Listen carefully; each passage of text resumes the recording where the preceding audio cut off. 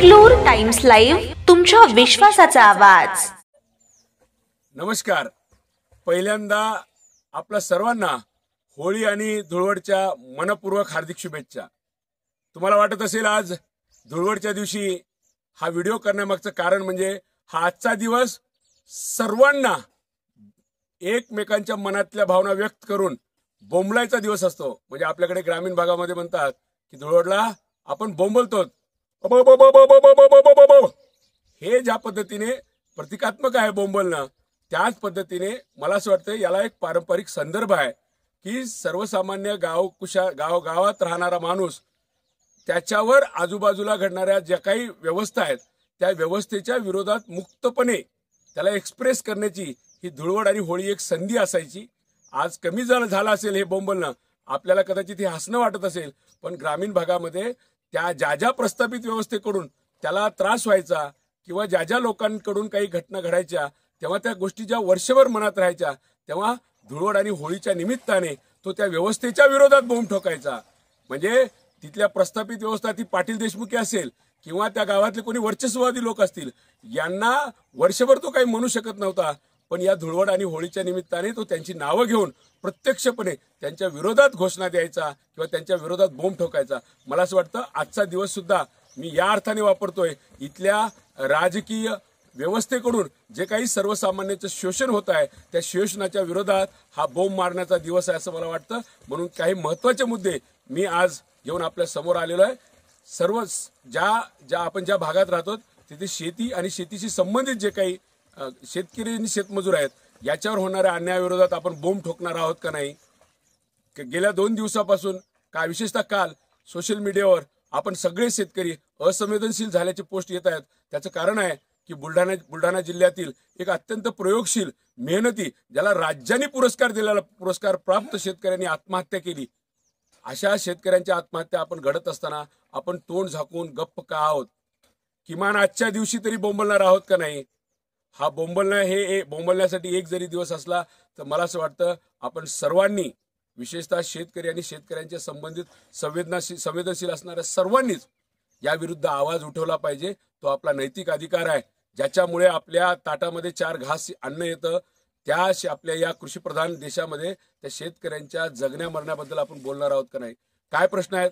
आज शेतमालाचे भाव, मागील 10 वर्षापूर्वीचे शेतमालाचे भाव आज आहेत.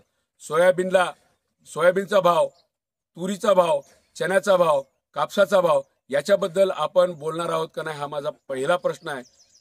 शेतमालाचे पडते भाव, आजूबाजूची जी काही शेतकरी धोरणं आहेत ही सगळी शेतकरी धोरणं इथल्या शेतकऱ्यांना मारण्यासाठीच बनवले गेले आहेत का, अशी परिस्थिती तुमच्या माझ्या समोर येऊन ठेपलेली आहे.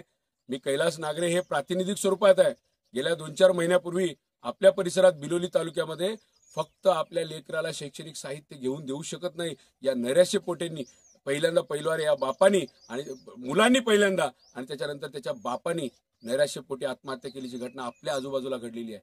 एवढं घडत असताना सुद्धा आपण सगळेजण असंवेदनशील पद्धतीने इथल्या व्यवस्थेचे मूकसंमती देत आहोत का, याच्याबद्दल आपण बोलावं आणि बोलण्यासाठी आपण सगळेजण संघटित व्हावं, यासाठीचाच आज हा व्हिडिओ बनवलेला आहे. अत्यंत महत्वाचा आहे. काय परिस्थिती आहे. 2023चा पीक विमा, ज्याच्याबद्दल फक्त आपण व्हॉट्सअप फेसबुकवर बोलतो पण प्रत्यक्षात रस्त्यावर यायला तयार नाही. 2023चा पीक विमा फक्त 25% देऊन तोंडाला पानं पुसून शासनाने त्याची जी काही 75% रक्कम आहे ती आज तागायत दिली नाही. त्याच्यानंतर 2024ला सुद्धा सारखीच परिस्थिती घडत असताना फक्त शासनाने दुष्काळी दिली, पण पीक विम्याबाबत मात्र कोणी ब्र काढायला तयार नाही. न लोकप्रतिनिधी काढायला तयार आहेत, न ज्यांना आपण आमदार म्हणून निवडून दिलेत ही काढायला तयार आहेत. मग या आमदारांच्या विरोधात, या भ्रष्ट लोकप्रतिनिधींच्या विरोधात आपण बोंब ठोकणार आहोत का नाही. मग बुरा न मानो होली है म्हणून कोणाची तरी आपण 1-2 लोकांबद्दल काहीतरी बोलायचं, पण या शोषणाला कारणीभूत असणाऱ्या मुख्य लोकांना, मग ते दिल्ली आणि मुंबईत बसणाऱ्या हे जे काही सत्ता केंद्र आहेत या सत्ता केंद्राच्या विरोधात बोंब ठोकणार आहोत का नाही. हे निमित्त आहे बोंब ठोकण्याचं. मला असं वाटतं आपण बोलते झाल्याशिवाय शेतकरी, कष्टकरी, शेतमजूर यांच्यावरील अन्याय थांबणार नाहीत. आपल्याला वाटत असेल की हे शेतकऱ्यांचे झाले, याच्या पलीकडे आरोग्य क्षेत्रातले प्रश्न आहेत. आज आरोग्य क्षेत्राची जी हिळसांड होते आहे ती खूप भयान आहे. छोट्या छोट्या शहरामध्ये कदाचित आरोग्य व्यवस्था चांगल्या असतील, पण ग्रामीण भागामध्ये आजही अत्यावश्यक सेवा आजही शासनाकडून मिळत नाहीत, त्याच्याबद्दल पण आपण बोंब ठोकणं अत्यंत गरजेचं आहे. शिक्षण क्षेत्र हे आपलं अत्यंत महत्त्वाचं क्षेत्र आहे, ज्याच्यामुळे आपली पुढची पिढी उभी राहते असं म्हणतो. पण त्या शिक्षण क्षेत्राकडे पण आपण सर्वांनी दुर्लक्ष करत आहोत.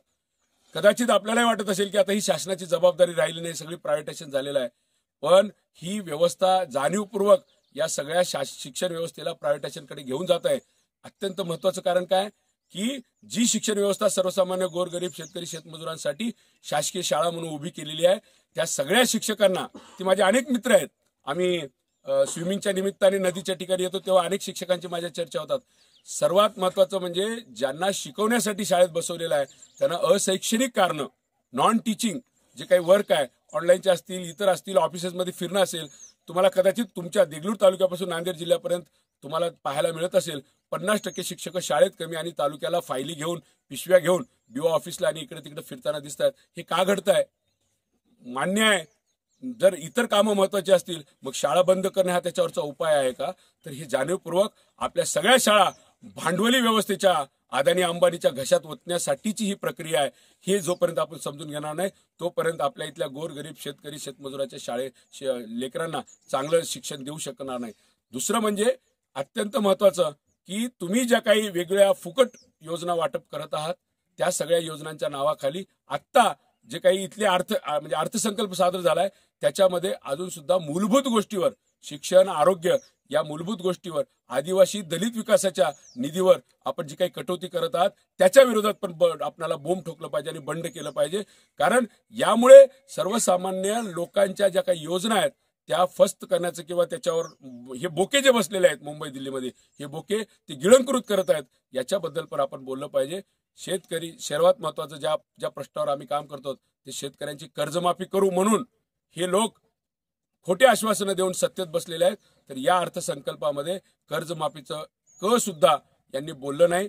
त्यामुळे आपण सर्वांनी संघटितपणे एकत्र येत शेतकऱ्यांची कर्जमाफी झाली पाहिजे. सर्वसामान्यांच्या या सगळ्या शिक्षण, आरोग्य या मूलभूत प्रश्नावर आपण जर बोललो तर खऱ्या अर्थाने बोंब ठोकण्याला अर्थ आहे. नाहीतर फक्त आणि फक्त कुणीतरी धिंगाणा घालायचा, एकमेकांच्या मित्रांच्या विरोधात बोलायचं आणि बोंब ठोकायची, एवढंच नाही. म्हणून आजच्या या धुळवडच्या दिवशी दिल्लीत आणि मुंबईत बसणाऱ्या क्रूर आणि शोषण करणाऱ्या सत्ताधाऱ्यांच्या विरोधात मी बोंब ठोकतोय.